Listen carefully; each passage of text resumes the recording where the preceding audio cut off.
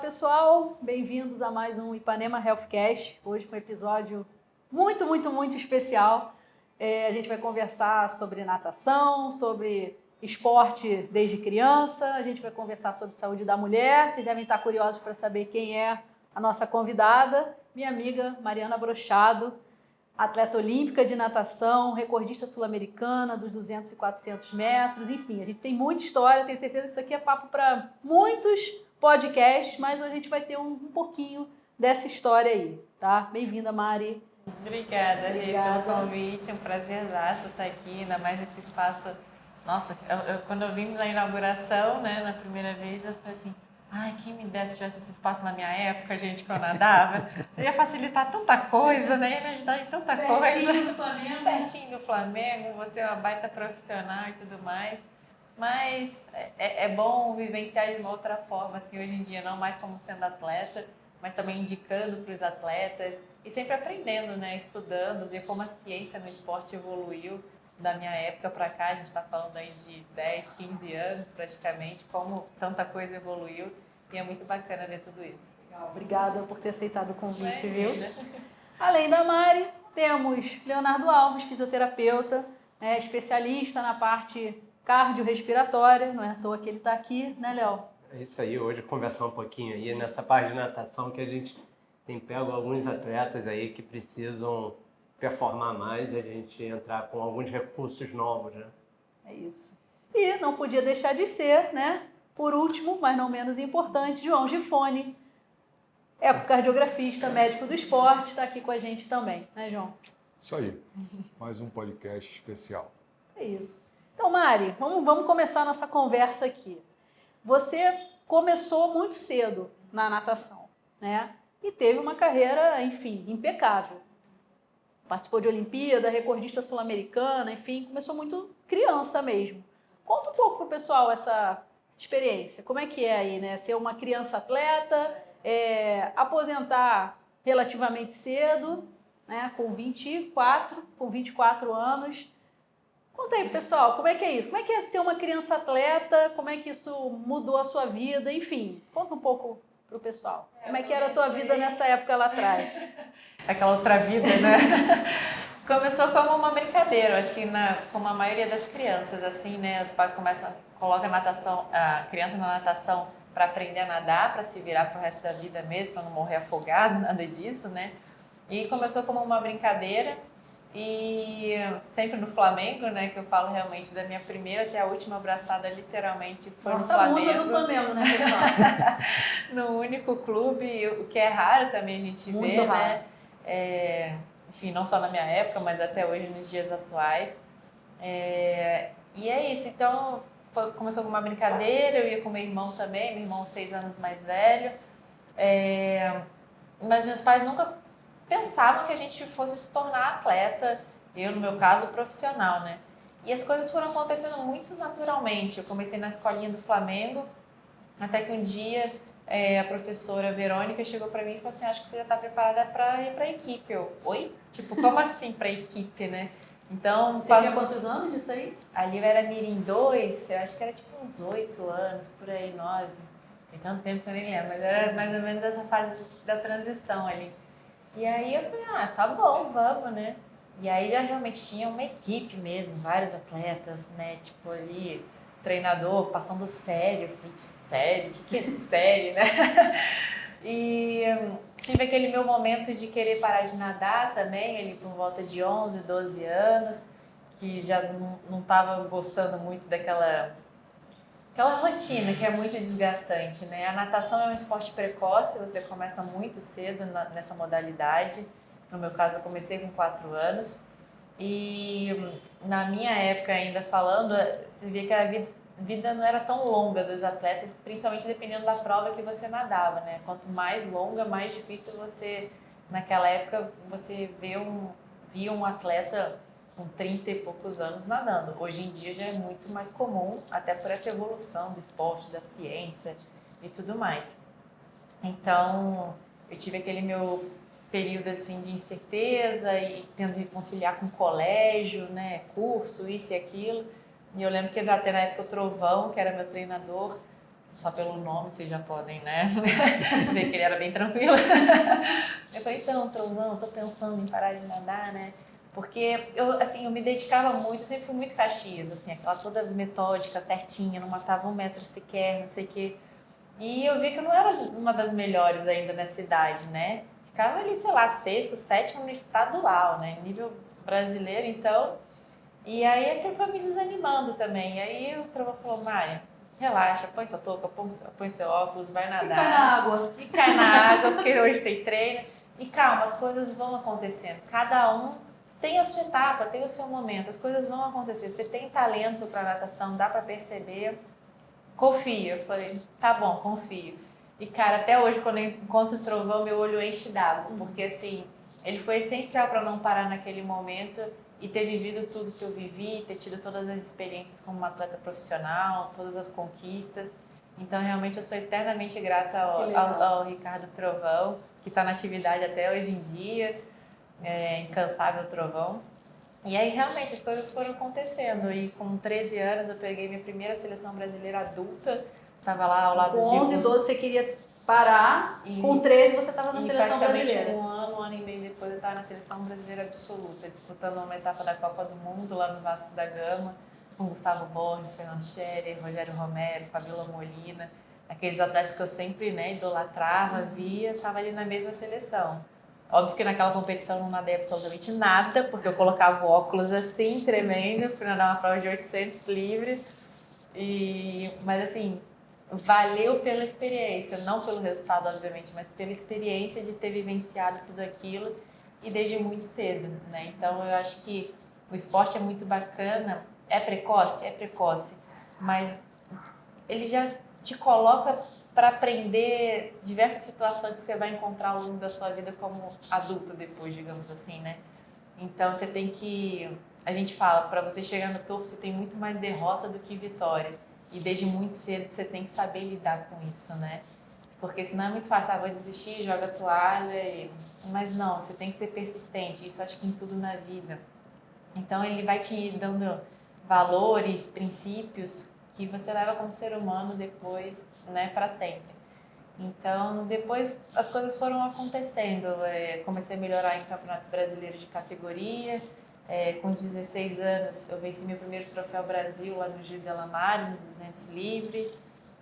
Com 17, estava também na seleção brasileira, batendo meu primeiro recorde sul-americano nos 200 livre.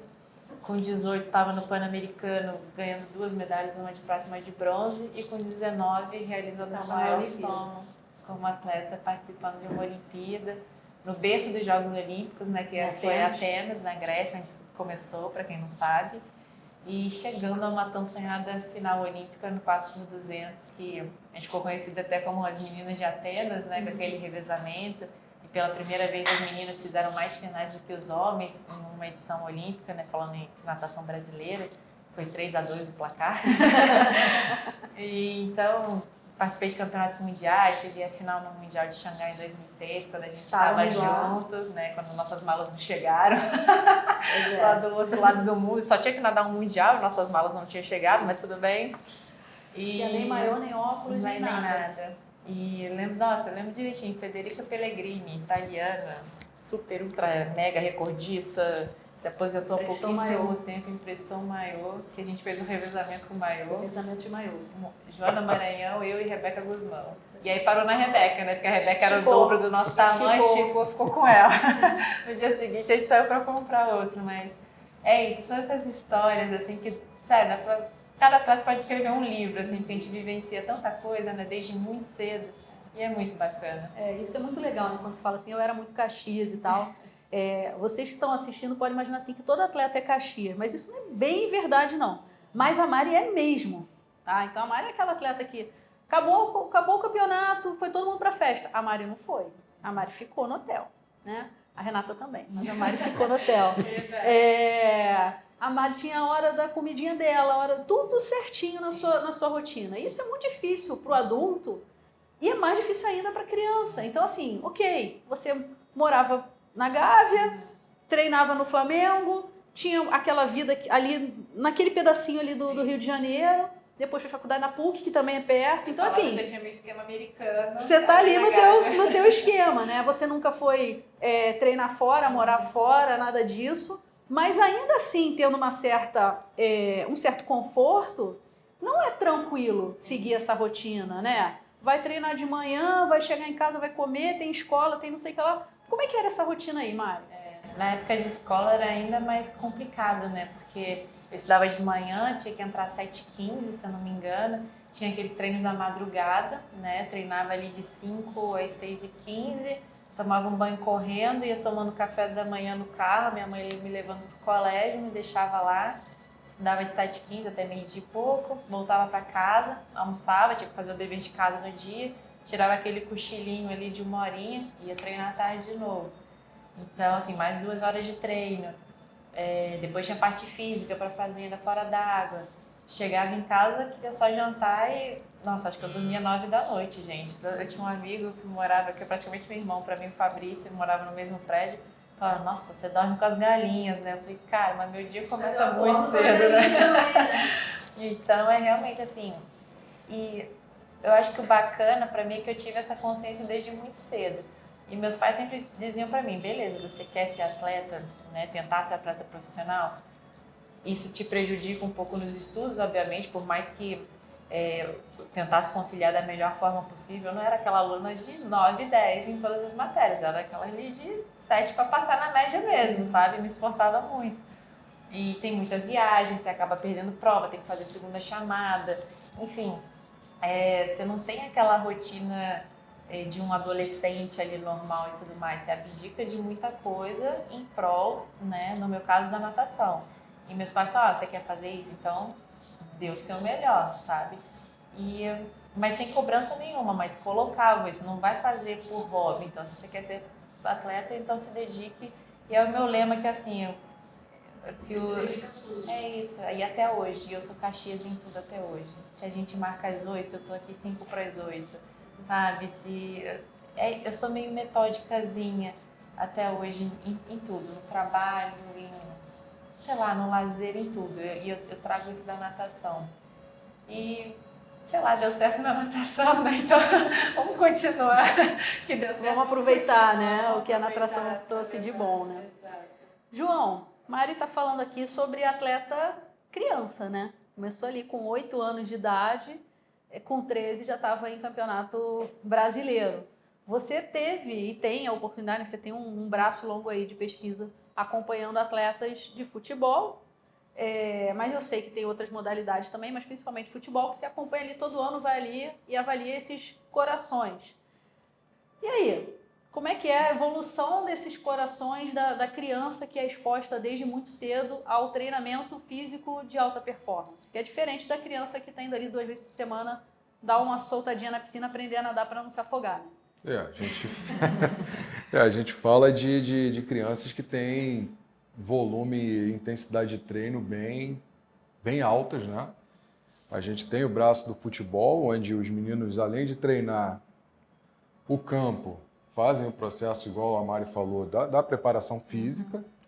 E esse é um componente muito importante das adaptações estruturais cardíacas, porque são adaptações específicas. A gente tem as meninas da ginástica olímpica, que é surreal a adaptação que existe no coração.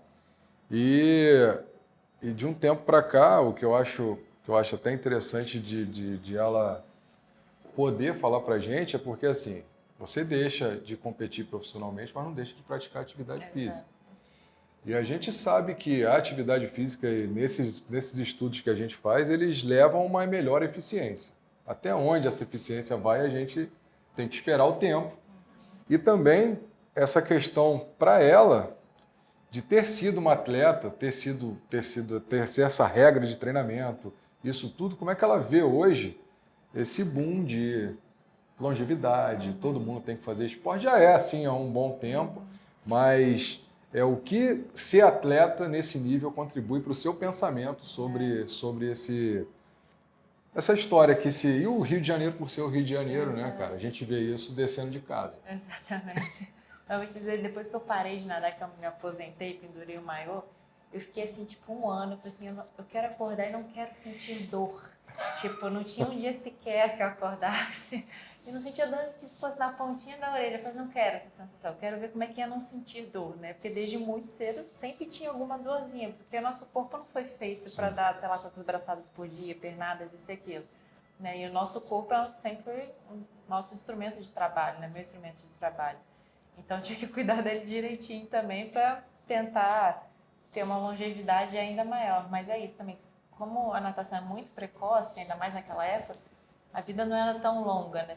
A gente trabalha muito em ciclo olímpico, de 4 em 4 anos. Então, eu encerrei o ciclo ali de Pequim em 2008, com 24, eu falei, cara, não tenho mais 4 anos, assim, chegar em Londres com 27 para 28, não tenho, sabe?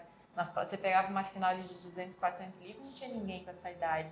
Mas também não parei de uma hora para outra, foi um processo também de, né, amadurecer a ideia ali desde 2006, de repente eu vou encerrar esse ciclo, justamente para não me arrepender. Você vê que, e acho que é o grande ponto de interrogação de todo atleta, né? Saber a hora de parar. Você não quer parar quando você está mal, não quer deixar aquela última impressão. Quando você está muito bem, você também, pô, acho que dá mais um pouco, vou continuar mais um pouco. Então, e o que eu vou fazer depois, né? Eu acho que a gente vê muitos casos de atletas que entram em depressão também, que eu acho que não encontram algo que te dê tanta, sei lá, satisfação, motivação, da mesma forma que sempre foi. Você conhece, né? Desde cedo, né? Então, é realmente uma outra vida, não é uma vida de uma pessoa normal, digamos assim, né? Mas depois desse meu um ano sabático, eu praticamente falei, tá, e agora? O que eu quero fazer? Eu quero voltar a suar, né? Eu falei, nadar não, né? A última opção, não quero nadar. Tipo, ficar pra lá e pra cá contando azulejo, que nem todo mundo fica brincando com o nadador, né? Eu falei, cara, eu vou correr. Eu olhava a lagoa, moro perto da lagoa, falei, cara, um dia eu quero dar a volta na lagoa, né? E aí comecei, aí andava 1 quilômetro, corria 12, falei, senhor, dizem que nadador só sabe nadar, né? Eu falei, acho que essa história é verdade, porque parecia que eu não tava sincronizando nada, tipo, passada, com respiração, sentia aquela dor, não sei o que, eu falei, senhor, tô tudo errada, né? Mas ao mesmo tempo fui percebendo, assim, quanto eu fui evoluindo de uma forma até rápida. E aí acho que entra muito a história de não só a memória muscular, mas a memória do corpo inteiro, né? De, tipo, você sempre praticou um esporte desde muito cedo. Com o coração acelerado, Exato. Com suar, Exatamente. Então eu fui não tá pegando confortável, mas dá pra ir. eu fui pegando muito rápido, não lembro exatamente em quanto tempo eu consegui dar aquela volta na lagoa, 7,5 km ali, fiquei feliz da vida. Mas é isso, assim, até hoje eu não consigo não fazer uma atividade física, sabe? Hoje em dia eu faço ali minha academia 3, 4 vezes na semana. Às vezes dou uma nadada assim no final de semana no Flamengo também e tudo mais. Mas é quase aquela assim, 30 minutos todo dia, pelo menos. Eu coloco ali 1 hora, pelo menos todo dia, pra mim, pra cuidar de mim, pra suar, pra cuidar. Não é questão física, sabe? Pra mim eu falava assim, a natação era meu esporte, era meu trabalho, mas era minha terapia diária também, sabe? Então, para mim, eu assimilo muito isso, uma terapia praticando esporte, assim, também. Então, e eu acho que não tem como você não se manter ativo depois que você para profissionalmente, porque é isso, sempre fez parte da sua vida. Você pode mudar de modalidade e tudo mais, mas você parar por completo eu acho bem, bem complicado. E você falou sobre a questão da respiração na corrida, né? E a natação é uma modalidade que exige muito a questão respiratória, porque assim, pô, você não pode respirar a hora que você quer. Você está embaixo d'água, você não vai respirar. Então, enfim, tem um momento certo, você tem que sincronizar a respiração com a braçada, e se você ficar respirando muito também, você vai ficar mais lenta. Enfim, tem a técnica disso aí, né, Mari? E cada um é de um jeito, né? Porque, por exemplo, todo mundo falava, mas o Michael Phelps nada 100 metros borboleta respirando todas as braçadas. Realmente, para ele é mais eficiente respirando todas as braçadas do que bloquear uma, respirar uma, o que quer que seja. Para a maioria não é, para a maioria tem que bloquear, né? Bloquear, que a gente fala, a gente colocar a cabeça dentro d'água. Então, assim, eu, por exemplo, nunca fui de nadar 3x1, respirar 3 braçadas, respirar para o outro lado. Nunca tive esse equilíbrio do nada, sempre também só respirar para o lado direito. Por isso que eu criei uma escoliose também, sou meio torta, tem as consequências, né?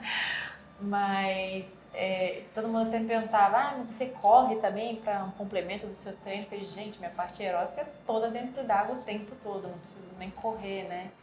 Então, mas o coração estava sempre batendo forte ali. Eu lembro, entrava a questão de lactato também, né?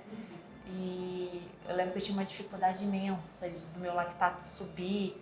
Quando subia, caía muito rápido também. Então, o treinador tentava mexer ali no meu treinamento para ver se eu conseguia produzir lactato. Tem muito essa coisa, né, do lactato na natação, porque a gente não consegue fazer os testes com a máscara de extrometria na piscina. E mesmo tem alguns lugares que fazem para fins de pesquisa e tal, mas a respiração não vai ser igual, porque você não pode afundar a cabeça na água, né? Então você fica com aquela respiração meio que aquela que nada do cachorrinho com a cabeça muito para fora.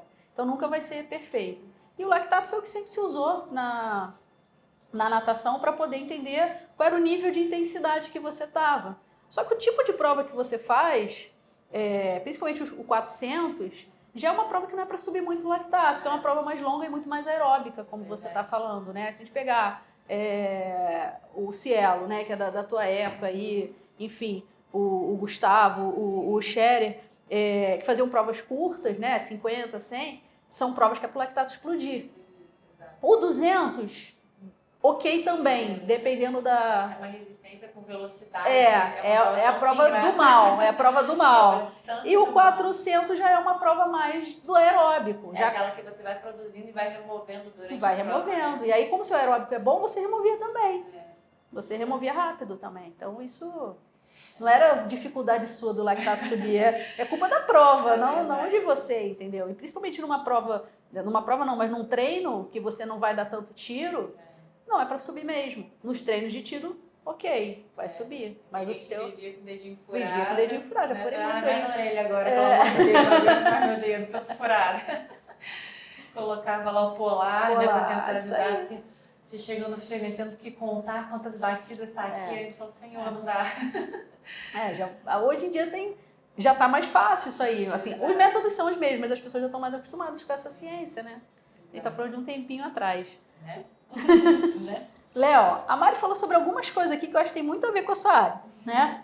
Respiração, dor no corpo inteiro, escoliose porque respirava para um lado só. Enfim, tem 3 podcasts aí para você falar, mas comenta alguns desses pontos aí pra gente. Tive tendinite umas 3 vezes, já emenda. Eu primeiro admiro muito os atletas, né? Ainda mais atleta olímpico que chegou no nível que você chegou. Não existe realmente um atleta em alto rendimento não ter dor, porque a gente está trabalhando com a máquina no limite dele máximo. O tempo todo. Tá? E a gente sabe que é muito mais difícil a gente melhorar um atleta tendo segundos do que pegar alguém destreinado e colocar para ganhar minutos. Tá? E não tem como não sentir dor. E aí a gente vai trabalhar muito com a prevenção, tentando prevenir. Naquela época já tinha muito estudo, mas cada vez a ciência vai melhorando e a gente consegue equilibrar melhor isso. A parte que eu mais gosto é da parte de respiratória.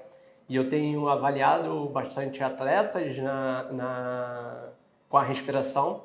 Tá? A gente sabe que os músculos respiratórios, não somente o diafragma, que quando fala em músculo respiratório, todo mundo pensa em diafragma. Meu diafragma não funciona direito, eu sinto dor no diafragma porque eu não estou controlando a respiração, mas tem que lembrar que existem outros músculos acessórios e que na hora do esforço ele vai entrar em trabalho também. E muitos desses músculos eles fazem parte do membro superior, dos braços. E um nadador, ele está o tempo todo usando o braço. Então ele está usando a musculatura que ele tem de acessório para aumentar a reserva ventilatória, tanto para respirar como para nadar. Então a gente começa a observar que tem pessoas que falam, eu corro bem, mas vou para a piscina e não consigo dar umas braçadas que eu canso. E aí quando eu vou fazer a avaliação, ele tem uma força inspiratória diminuída, força de puxar o ar diminuída e que entra em trabalho junto com o braço. Você acaba competindo e realmente não consegue progredir. Inclusive, eu avaliei nadadores de natação que tem força inspiratória baixa. Tá? Então, não é porque eu sou nadador, eu tenho que ter uma força, uma respiração ótima. Tá? É a mesma coisa você falar para um nadador que ele tem que correr bem, porque no atleta. Os treinos são específicos. Eu preciso de especificidade. Se eu quero nadar bem, tem que treinar natação. Se eu quero ganhar força da musculatura respiratória, eu tenho que treinar a musculatura respiratória. E a musculatura respiratória, quando ela cansa, o teu corpo, ele não é burro, ele é inteligente. Ele vai focar o fluxo sanguíneo de energia para o músculo respiratório, porque é mais importante você respirar do que nadar. Tudo bem, dentro da água, se estiver em mar aberto, mas assim, você vai perder desempenho por conta da parte respiratória. E aí, quando a gente está falando de atleta de alto rendimento, se a gente começa a trabalhar junto à musculatura respiratória, que é uma musculatura estriada esquelética e que ajuda na produção de lactato, aumenta o lactato, a gente consegue diminuir a percepção de esforço do exercício, a gente consegue melhorar a performance e, de repente, ganhar aqueles segundos que vai colocar ele campeão. Tá? Isso daí é o que a gente faz aqui na Ipanema, é a área que eu gosto, que eu abraço, que é colocar esse treinamento respiratório que eu aprendi lá na terapia intensiva para os atletas. Já tem gente no mundo inteiro fazendo, na Inglaterra tem gente já produzindo muita ciência com ciclismo e com corrida. E eu estou vendo que os nadadores eles vão ter bastante benefícios com isso, por conta desse gasto. A competição da respiração, da musculatura, né? Do fluxo respiratório. Da musculatura. Não sei, você já fez alguma avaliação respiratória, alguma coisa desse nível? Mária Raiz, cara. Mária Raiz. É raiz na Nutella. Não tinha, infelizmente não tinha. Teria ajudado muito também. E você falando, a primeira, que só vinha na minha mente assim, respiração, não sei o quê. Nossa, quando a gente foi fazer o primeiro treinamento em altitude, isso também surgiu na minha época. Foi em 2002, a seleção brasileira de natação foi a primeira vez que a CBDA vamos fazer um treinamento em altitude, 3 semanas, Sierra Nevada, na Espanha. Aí tinha uma seleção, aí alguns treinadores na época, uns atletas falaram, não vamos, a gente não conhece esse jeito de treinamento, não sei o quê. Aí lá fomos, né? Uns doidos lá, vamos experimentar, vamos ver o que é isso, novidade. Senhor, como é difícil respirar lá em cima. Eu não lembro exatamente, em Serra Nevada, era 4.000 e pouco acima do nível do mar, não lembro, de altitude. Eu sei que era muito difícil, gente. Foram 3 semanas, assim, sofridas. Aí eu lembro que depois a gente voltou pro Brasil, acho que a gente ficou uma semana e meia. E depois a gente foi pro Japão disputar o Pan Pacífico. Eu só sei que todo mundo que fez aquele treinamento de altitude, assim, voou. Mas voou, assim. Eu tinha 2:03 nos 200 livre, fiz 2:01. Assim, questão de... Mas eu pisquei, falei, bati 2 segundos, como assim, sabe? Bati o recorde sul-americano pela primeira vez, todo mundo nadando muito, a gente olhava pro placar, ninguém tá entendendo nada, todo mundo baixando os tempos assim absurdamente. Mas o que tá acontecendo aí? Quem não foi, falou assim, caraca, mas por quê? O que aconteceu? O que vocês fizeram lá? Então foi uma experiência que depois todo ano tinha esse treinamento com a seleção brasileira e que você vê que até hoje assim, os principais atletas do mundo de diversas modalidades fazem também treinamento em altitude. Mas já soube que não precisa nem para altitude hoje em dia para fazer esse tipo de treinamento. Mais ou menos. Só para explicar para o pessoal. Assim, o que acontece, gente? Quando a gente fala de treinamento de altitude, a ideia é sofrer, como ela falou, chegou lá, nem respirava direito, mas isso vai gerar um estímulo no seu corpo, para o seu corpo se adaptar. Então não adianta, fui lá na altitude, fiquei lá 2 dias e desci, só vai sofrer, não vai servir para mais nada. Porque o ar é rarefeito, isso vai fazer com que o seu organismo tenha que reagir àquela dificuldade de captação de oxigênio. E aí, o que seu organismo vai fazer? Muito inteligente, ele vai produzir mais hemácia, né? E aí você vai estar muito bem do ponto de vista de carreamento de oxigênio, porque é isso que faz, você vai ter muita hemácia, você tem um monte de soldadinho para carregar o oxigênio. É aquele doping natural que a gente fala. É o doping natural. E tem muita gente que usa desse princípio para fazer o doping artificial, que a eritropoetina, por exemplo, faz isso, né? E vira e mexe a gente tem, infelizmente, algum caso positivo de eritropoetina nos esportes de longa duração. Porque não adianta, um cara que nada 50 metros não vai servir para nada para ele, vai servir para você, né? Que era meio fundista ali, aí vai servir muito para você. E aí, beleza, aí a pessoa ganha um monte de soldadinho, que são as hemácias ali para carregar esse oxigênio, hemácia, hemoglobina e tal, e desce, e vai competir no nível do mar. Aí ela tá o quê? Maravilhosa, né? Tá super apta a melhorar o desempenho dela na prova dela. Se fosse uma prova curta, não ia ajudar muita coisa, né? E a gente já teve essa oportunidade, né, João, de atender, de testar atleta que é morador de alta altitude, e a gente não está falando Petrópolis, Teresópolis não, tá, gente? É alta altitude real. Então, atleta que mora em altitudes maiores, assim, tem que ser mais do que 2.600 metros, se eu não me engano, que mora nessa altitude e aí vem competir, enfim, é comprado por um time aqui no Rio de Janeiro e vem para ser avaliação, para entrar para o time, e a gente faz a avaliação. E aí os caras voam, né? E aí os caras voam. Como é que fulano é o melhor da corrida aqui? Chegou sobre... ontem e tal. cara... Pois Na verdade, é sempre a adaptação para a eficiência. Mas aí vale lembrar também o seguinte, o cara morou na altitude a vida inteira e aí ele vem aqui para o Brasil para competir aqui. Beleza, acabou de chegar, ele tá ótimo.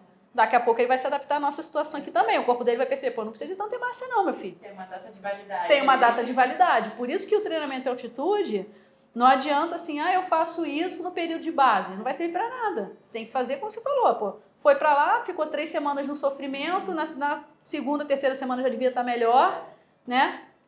E aí desce, vai para o Japão, compete, tá voando. Aí funciona super bem. Dela, né? Hã? A hemácia tem o tempo. A hemácia tem um tempo de validade, né? 3 meses, teoricamente, 120 dias. E aí, a Mari falou aqui assim, hoje em dia eu soube que nem precisa mais disso. Sim e não, Mari, porque assim, tem algumas técnicas hoje em dia que tentam simular a altitude.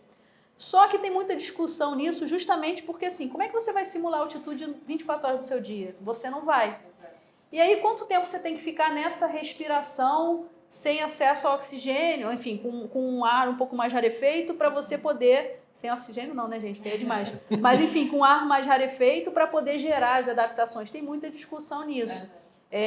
Então, acaba que o treinamento de altitude continua valendo muito, sem dúvida. E legal saber. Eu não sabia que você tinha sido a primeira turma de treinamento em altitude aí. Lá em 2002. Fez sucesso depois. Acharam um segredo ali, digamos, naquela época. Funciona muito bem. Léo, quer falar alguma coisa sobre isso? Não, então, o que você falou, vamos dizer, mas um atleta que nada lá 50 metros, ele não respira. Mas o treinamento respiratório vai melhorar para ele também? Cara, vai, porque ele vai conseguir treinar melhor para fazer aquele 50. Ele vai conseguir. Nós já fizemos também com uma dupla de vôlei de praia feminino, que nós colocamos esse treinamento para elas, e o preparador físico falou, antigamente elas treinavam na zona 5 e morriam. Agora elas treinam na zona 5 e estão bem, elas não estão reclamando. Justamente por conta dessa ação do lactato, da tolerância ao exercício, que ele vai te dar a tolerância e você vai poder treinar mais, vai poder desempenhar mais, mesmo na prova você fazendo anaeróbica, mas no treino não. No treino você vai estar... o treino exige você vai mais estar arriscando, então você vai treinar melhor e vai conseguir. E eu acho interessante também quando você colocou, nós estamos voando. Melhoramos o tempo em 2 segundos. 2 segundos é muito tempo. Não, para atleta, o detalhe é muito sutil e é difícil, né? Por isso que, ao mesmo tempo, o esporte é tão especial e tão ingrato ao mesmo tempo, né? Você fala, nossa, é isso. Você fala, para a Olimpíada, você treinou 4 anos. Na verdade, você treinou desde os 4 lá, né? A gente está falando ali, eu participei com 19, né? São 15 anos desde que o sonho ali começou, mas, óbvio, como profissional ali dos 13 aos 19 até conquistar ali o sonho. Então, a gente está falando de 6 anos, pelo menos. É muito tempo e desde muito nova, né? Tipo assim, nessa vida. Mas é muito gostoso. A gente sofre muito, não tem como. É engraçado que até hoje, assim, já parei de nadar tem tempo, né, gente? Final de 2008. Mas depois eu trabalhei também quase 9 anos no Sport TV, como comentarista. Então, acho que a galera ainda me tem muito na cabeça, acho que também nesse período, assim, de Sport TV, de natação, quem realmente gosta de natação acompanha, sabe? E como tem essa, eu não vou dizer idolatria, mas é como tem esse respeito, assim, você é um atleta olímpico, né? Foi isso que você falou assim, sou ao lado de atleta olímpico. Tem tempo que eu parei, já trabalhei do outro lado depois, assim, cobrindo Londres, Rio. É legal, eu olhava e falava assim, caraca, eu já tive ali, já fiz uma final olímpica. Parece que a ficha cai depois. Porque você fala assim, é mais uma competição? Não é mais uma competição, porque desde pequeno eu sonhava em estar naquele momento. Mas assim, você tá sempre com os mesmos atletas, né? Tipo, você vai nadar de novo a sua prova, não sei o que, nanana. Eu acho que a ficha não cai realmente ali quando você tá naquele momento. E sim depois que você para, que você vê realmente a dimensão disso. Então é por isso que eu falo assim, vale todo esforço, vale todo sacrifício, vale todas as coisas que você abre mão. É de cada um, né? É o perfil de cada um. Realmente ser atleta profissional, ainda mais no Brasil, é para poucos. Você tem que realmente amar muito, se dedicar muito. Mas você fala, você arrepende de alguma coisa, você mudaria alguma coisa? Com a experiência que eu tenho hoje e tudo mais, sim, mudaria uma coisa ou outra, mas faria assim, tudo de novo e mais um pouco, sabe?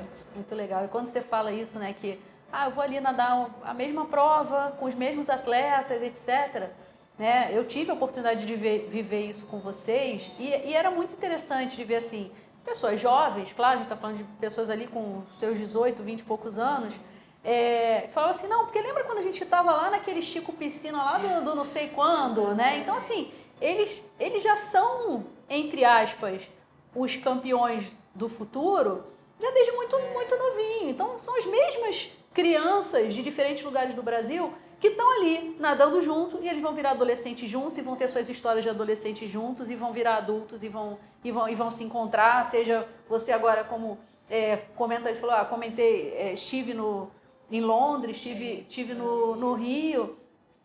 E é muito legal ver é uma família, é um crescimento. Você falou assim, eu não tive a vida de adolescente, o meu colega, meu amigo, meu irmão que mora no meu prédio falava assim, pô, você foi dormir às 9 horas da noite. Sim, mas você tinha os seus amigos da natação que tinham a mesma situação e que mesmo que em outros estados, né, o Brasil é gigante, é tanta competição que vocês tinham aqueles núcleos e aquelas amizades, né? Então tem esse outro lado também, que é muito legal. O Chico Piscina que a Rê falou, gente, é a primeira competição, digamos assim, valendo, essa primeira seleção, né? Que é a seleção do seu estado. Então é uma competição entre seleções dos estados, assim. E a gente não, a gente ouvia muito a galera falar assim, essa safra de 84 realmente veio muito boa. Porque era isso, era eu, Rebeca Guzmão, Ana Carolina Muniz, Nayara Ribeiro, Henrique Barbosa, Caio Márcio. Nossa, tinha uma safra assim muito boa, que essa galera... Também não, Joana 286, eu acho. Mas também já estava ali depois no Chico Piscina, quando a gente estava no 4º ano, que é o último ano, ela estava ali começando. Flávia Delaroli, que é 85. Então, assim, realmente uma galera muito próxima. E foi uma geração muito boa, assim, que eu acho que deu para as gerações, né, seguintes se inspirarem assim, na gente. Eu acho que principalmente na natação feminina, que a gente sempre foi tão carente de grandes resultados, né? A gente tinha resultados assim esporádicos com a Maria Lenk, que eu não vi nadar, mas que a gente tem como a nossa grande referência da natação feminina. Patrícia Morim, Piedade Coutinho. Patrícia, para mim, já foi um pouquinho mais, né, até de convívio também de Flamengo, né?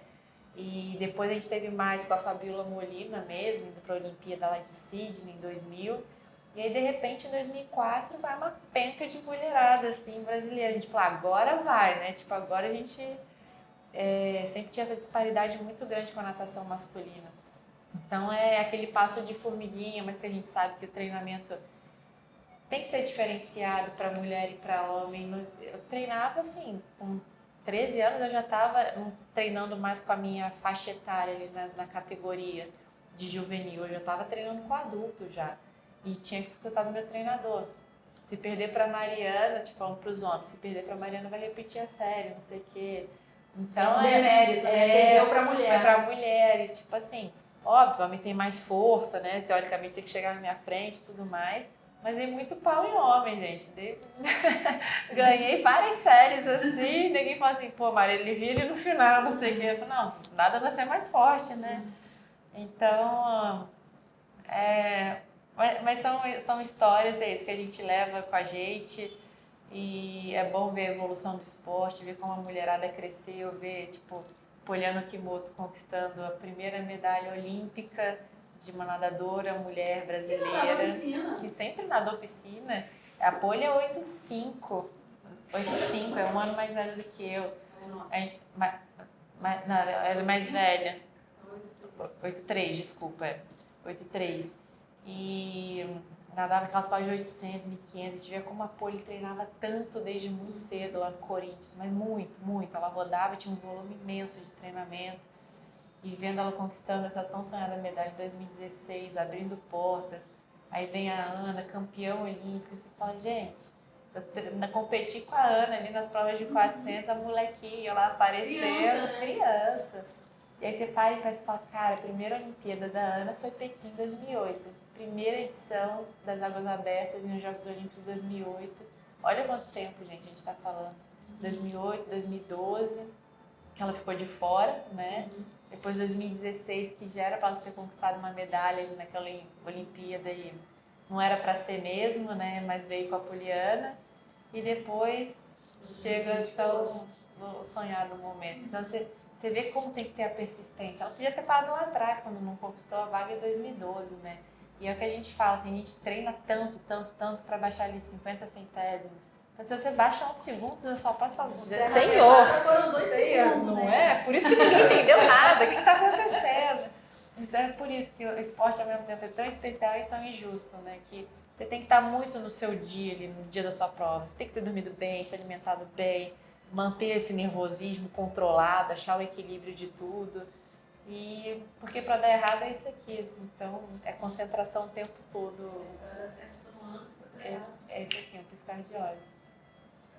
Eu gosto de escutar muito o Bernardinho falando. E uma coisa que ele falou, e até eu queria saber de você, é que o esporte, ele leva a disciplina, a resiliência e também a saber lidar com frustração. Então, às vezes você, vou colocar meu filho no esporte, mas a gente sabe que a maioria não vira um atleta olímpico. Quem vira atleta olímpico são alguns seletos, mas a aprendizagem, o que você constrói para a tua vida adulta, né? Você ser persistente, você saber lidar com derrota. Às vezes o filho faz uma malcriação porque você falou não, e o atleta perde tantas vezes até ganhar uma medalha, E como é que é isso? Isso foi para você desde os 5 anos, e aí como você se vê hoje como adulta e as outras pessoas nessa parte de emocional e tudo? Foi o que eu falei, assim, pra gente chegar no topo, a gente tem muito mais derrota do que vitória, né? A gente toma muito na cabeça e aí você tem que virar a página e vambora. No dia seguinte tem treinamento, estamos lá de novo e, cara, essa persistência realmente que você tem que ter. Agora, como você trabalha isso desde muito cedo, cara, eu não sei, assim, eu não tinha meu treinador. Eu tinha meu treinador falando assim, cara, não era pra ser, não deu certo, vamos embora pra próxima. Quando é a próxima competição, vamos fazer aqui nosso ciclo de treinamento, não sei o que. Igual ele chorou. É isso, como eu chorei. E as crianças estão precisando tanto disso. Levanta e vai de novo, cara. Exato. Fazer isso agora e dar certo agora. Cara, tem que aprender a lidar com... E muitas vezes passam muita mão na cabeça, assim, sabe? Tipo, deixa sofrer, deixa aprender. Porque, cara, a vida vai te dar, muita paulada, muita. Então você já aprende isso desde muito cedo, sabe? Eu acho que às vezes esse cuidado excessivo dos pais, de querer proteger ao máximo, eu só quero ver meu filho feliz, aquilo, não pode ser excessivo. É uma ilusão, né? Porque a vida não é feliz o tempo todo. Por isso que eu acho que a palavra da vida é equilíbrio, assim, em tudo na vida, é equilíbrio, você achar equilíbrio das coisas. E assim, eu acho que eu aprendi meio que na marra e é isso, assim... Cara, e não ficou traumatizada por isso. Zero. Pelo contrário, assim, quando alguma coisa dá errado, eu fico frustrada pra caramba, porque, cara, eu gosto de tudo perfeitinho, eu gosto de, ainda mais assim, quando eu me comprometo com você com alguma coisa, você pode confiar em mim que eu vou dar 110% de mim, sabe? Se alguma coisa der errado no caminho, é porque às vezes eu não depende só de mim também. Isso foi um dos meus grandes problemas quando eu parei de nadar. que aí eu fui trabalhar no Sport TV. Natação é esporte individual, por mais que eu tenha pessoas trabalhando comigo, ali na hora sou eu e eu mesma. Então, assim, o resultado só depende de mim mesma, sabe? Então, depois fui trabalhar no Sport TV, não sei o quê, eu via que eu era um ponto, uma partezinha de todo um processo que eu dependia de várias pessoas para ver aquele resultado final no ar, acontecer isso e aquilo. E muitas vezes você vê que algumas pessoas não têm o mesmo comprometimento que você, não têm o mesmo empenho que você. E aquilo me deixava assim meio nervosa, meio, sabe? Falei, cara, como consegue ser Vai assim? dar errado, mas a culpa não foi minha. E eu tenho que aceitar isso. Mas ao mesmo tempo, assim, somos uma equipe. O resultado é da equipe. O resultado é da equipe. Se alguma coisa falhou, cara, não aponto o dedo pra você. É todo mundo junto, entendeu? Vamos consertar. Vamos fazer de novo. Mas foi um processo, assim, de tipo... Que nem assim, eu sou casada com o Marquinhos, ele joga basquete. Ele joga basquete, esporte coletivo. Lá, a última bola, putz, seu companheiro de equipe errou. Eu falei, nossa, eu ia ficar louca, gente. Não dá isso pra mim. Mas por quê? Porque desde os meus 4 anos eu fui treinada pra aquilo ali. Sou eu mesma, me amarrar sozinha pra lá, pra cá. Por mais que tenha meu treinador, um preparador físico ali ajudando. Cara, é só você passar raia, sabe? Então, assim, é o que cada um... A gente conversa muito sobre isso também, assim, por exemplo. Ele tem uma dificuldade em ficar sozinho. Eu adoro ficar sozinha. Eu falo assim, eu acho que a gente tem isso do esporte, traz isso do esporte, porque, cara, a natação é muito solitária, mesmo quando viaja você tá com a equipe, mas, você faz suas coisas sozinho ali e tudo mais. Esporte coletivo não, você tá sempre com um grupo de pessoas. Você ainda viaja, às vezes, com pessoas que estão competindo com você, né? Exatamente. Ainda tem isso, né? E aí não é meu best friend aqui, que nada na mesma prova. Vamos junto, sabemos vamos que não, junto. sabemos que não. Não é, gente. Sabe, assim, companheiro de treino, de equipe e tudo mais. Não torço contra, mas eu quero ser melhor, eu quero ganhar. Isso depende de mim. Então, assim, tem aqueles dias ruins que, putz, não tô afim de treinar, tá frio, tá chovendo, tá cheio de dor, não sei o quê. Não, mas minha adversária tá treinando, eu vou lá e faço, sabe? Então, assim, você tem que se policiar, você mesmo... Você tem que ir achando mecanismos para ir driblando aquele diabinho que tá aqui do teu lado, ou uma frustração que você teve numa competição. E eu acho que você aprende isso na marra desde cedo mesmo, assim. Uma das maiores frustrações da minha carreira foi em 2007, naquele Pan do Rio. Cara, naquela época a gente tinha 6, 7 seletivas para uma grande competição. Era muita seletiva. Não tem como você manter o ápice em todas as seletivas o tempo todo. Então você tinha que optar assim, nessa tem que estar 100%, não sei o quê. Chegou na última seletiva, era o Pan do Rio, tava uma crise gigantesca no estado. Vários atletas assim foram para outros estados treinar, porque os clubes cariocas não estavam investindo, não pagavam, não sei o que, Eu fui uma das poucas atletas cariocas que continuaram treinando no Rio e tinha um Pan no Rio. E que tinha grande chance de estar na seleção e medalhar de novo, não sei o quê. Então, assim, o atleta já se põe muito à cobrança, muita expectativa. E tinha toda uma expectativa, né, nas minhas costas aqui me acompanhando. Tinha patrocínio, tinha Tudo. Patrocínio grande. É isso. Né? Eu tinha 22 anos de Sim, idade, sim, gente. é pesado. Hoje em dia a gente fala assim, 22. É porque já viveu tanta coisa que parece até velho, mas teoricamente é novo ainda, né? E aí, na última seletiva, eu estava com o segundo tempo dos 400 livre e a terceira colocada estava 7 segundos no meu tempo, assim. É muita coisa, a gente sabe, a gente treina pra caramba pra baixar ali centésimos, um segundo, isso aqui, nem Serra Nevada, gente. Mas eu acredito muito nisso, assim, não era pra ser. Eu perdi a minha vaga na última seletiva, a Manu Lírio nadou pra caramba aquela seletiva, não sei o que, acabei perdendo minha vaga pro PAN. E era a última seletiva. Era a última seletiva. Tinha mais gente. E aí? O meu treinamento já estava visando o PAN e tudo mais, não fui para aquela seletiva 100%. E aí era isso, eu sentei assim, falei, no dia seguinte, falei, e agora? Tipo assim, tava treinando para aquele foco, sei lá, daqui a 2 meses, não tem mais. Faço o quê? Ali eu tive um períodozinho de depressão. A Rê me ajudou. Falei, Rê, tá alguma coisa errada, assim, um vazio dentro de mim, não tinha mais motivação, não tinha mais nada. Não, vai treinar agora pra Olimpíada, daqui a um ano. Daqui a um ano, né? Tipo assim, eu tava treinando. E com a cidade fervilhando o PAN que você não ia estar. É isso, no dia seguinte eu era capa de todos os jornais. Mariana Funda, Mariana não sei o quê. A mídia é muito É pesada muito- também. Muito cruel, né? É muito cruel. Então, assim, eu tinha 22 anos, como é que você lida com isso? pegando um pouco, não precisava nem ser lá atrás com 10, 8 anos, com 22 eu tive que aguentar um baque gigantesco.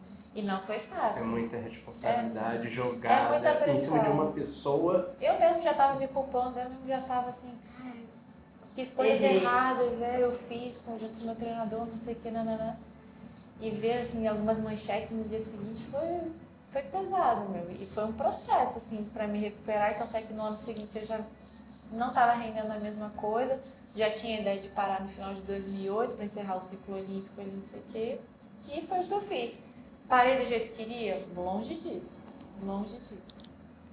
Mas eu falei assim, cara, mas aí pra eu ter que me provar mais alguma coisa, eu falei assim, eu não preciso provar nada pra ninguém, assim, sabe? Assim, conquistei Toda carreira prova. É isso, assim, e sempre fiz por mim, sabe? E sempre no automático, nunca foi pra mostrar nada pra ninguém. As coisas foram acontecendo naturalmente, então sou muito grata a tudo que eu conquistei, assim, me sinto mega privilegiada, honrada.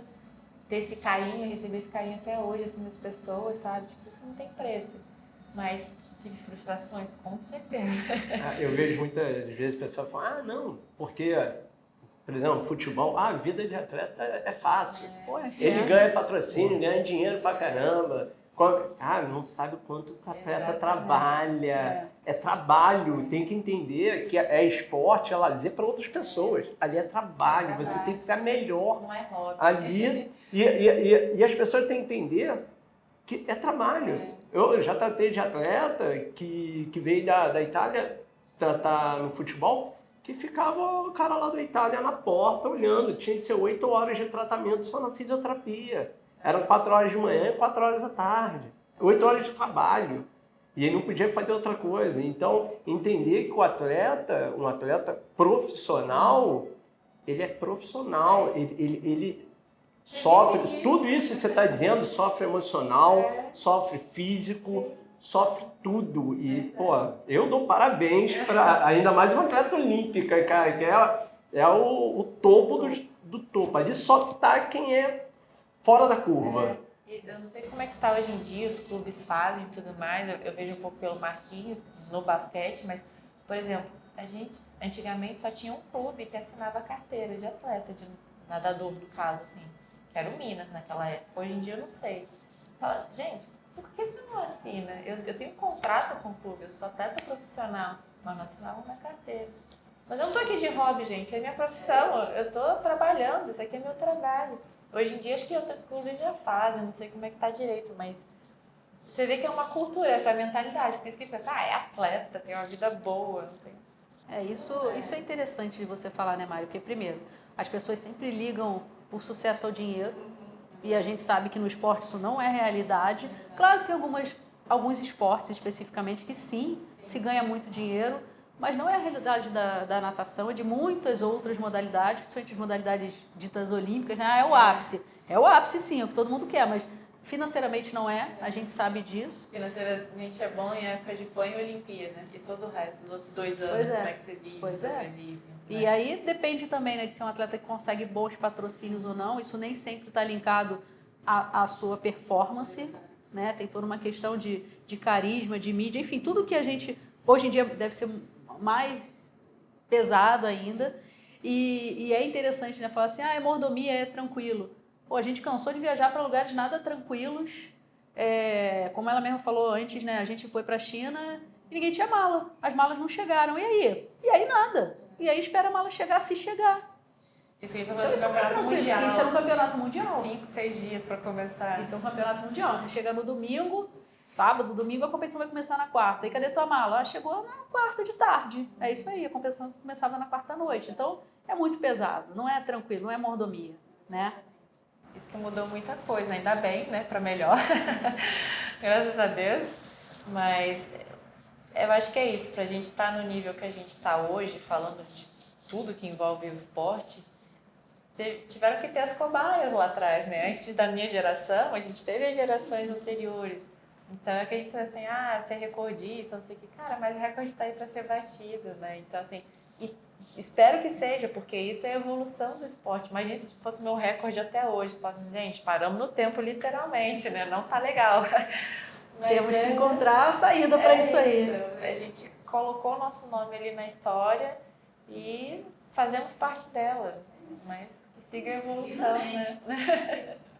Bom, pessoal, já viram que essa conversa aqui dava para ser muitos e muitos podcasts, né? Eu falo pouco também. A gente tem uma história aí já longa, então a conversa vai longe. Mas, enfim, passar a palavra para os nossos convidados aqui para a gente começar a encerrar. Léo.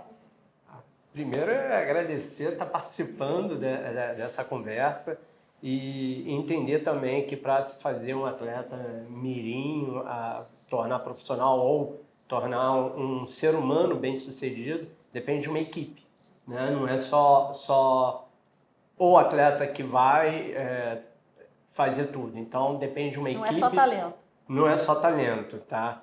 É uma equipe que vai cuidar desse atleta para ele poder chegar lá no seu objetivo, que não seja, não conseguiu uma medalha, mas pelo menos o objetivo de vida, isso daí vai ter que ser cumprido. É isso. João. Bate-papo sempre fantástico, com atletas que trazem experiências maravilhosas aí e eu sempre tiro alguma coisa especial de todo atleta que vem. A Mari falou uma coisa que é importante, né? O atleta tem que ter equilíbrio.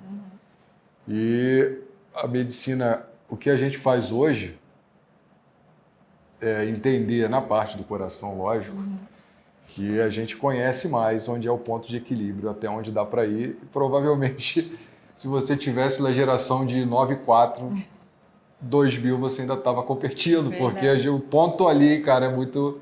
o equilíbrio hoje a gente vê de outro jeito. Cara, isso é muito legal, né? A evolução, como você falou. Exato. E bacana demais. Mari. Prazerzaço estar aqui. Obrigada mesmo pelo convite.